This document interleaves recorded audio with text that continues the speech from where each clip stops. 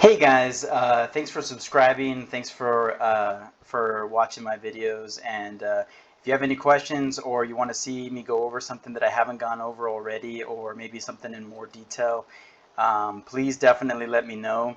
Today's video, we're going to go over Mint.com, which is an Intuit company, which is the same company that makes softwares like TurboTax and other financial softwares, point of sale systems and things like that. Mint is really awesome because it's a totally free, it does have ads like the ad you see here, but you can just X out of those ads. It's a totally free software otherwise.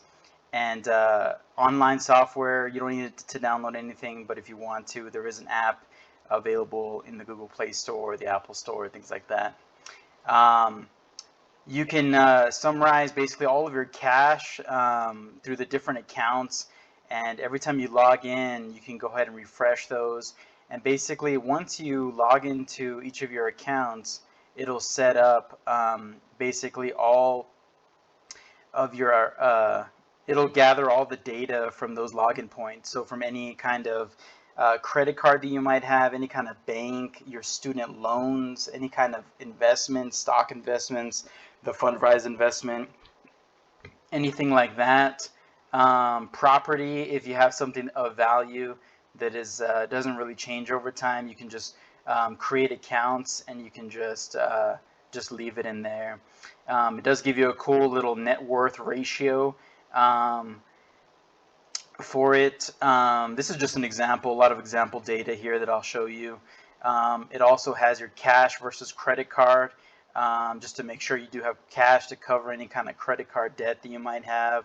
Net income per month, you can take a look at the different incomes, ins and outs that you might have, as well as this kind of cool graph where they show you a trend, basically where you are today compared to where you were in September. So this green line is October, and this little gray dotted line is last month or September, and it shows you where your spending is, and if you're trending on the right line, or if you're spending a lot more or a lot less.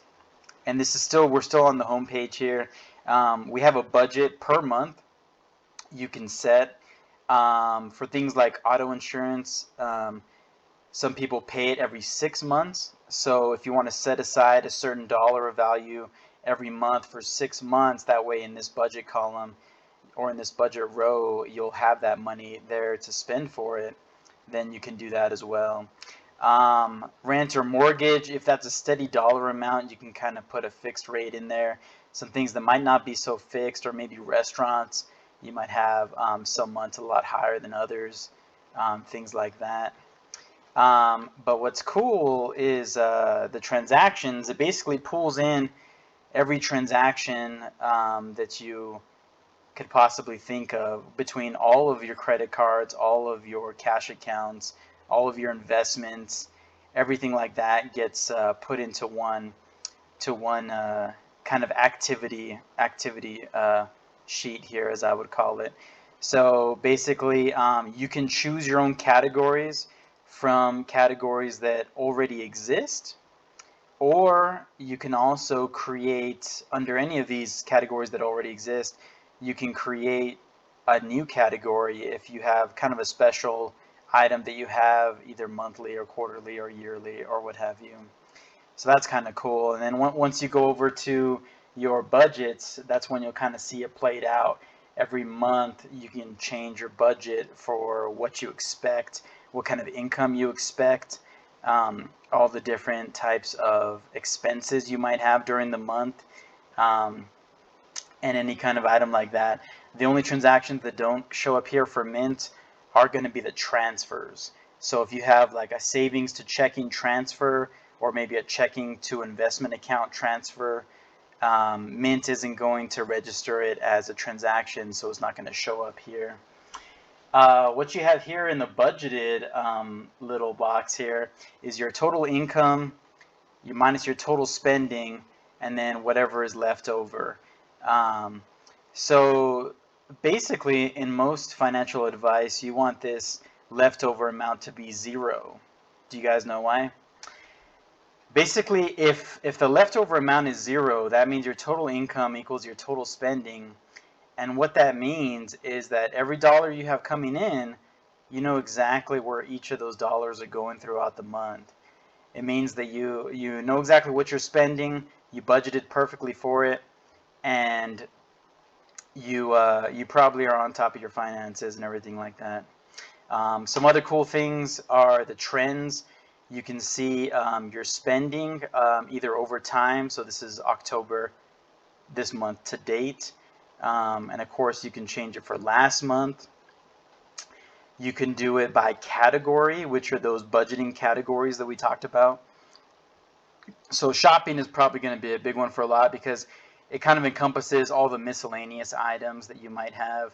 Food and dining, that could be big for a lot of people. Home, anything like that. By merchant, if you want to get detailed and you want to say, hey, where's most of my money going to?